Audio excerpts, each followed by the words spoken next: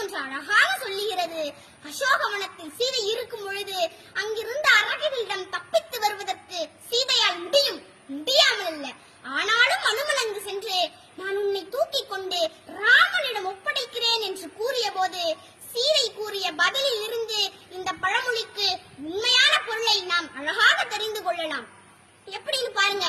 எல்லை நீத்த உலகம் யாவையும் என் சொல்லினால் சுடுவேன், தூயவன் உள்ளவன் ஆற்றிற்கு மாசென்று வீசினேன் என்று அனுமனை பார்த்து சொன்னார்.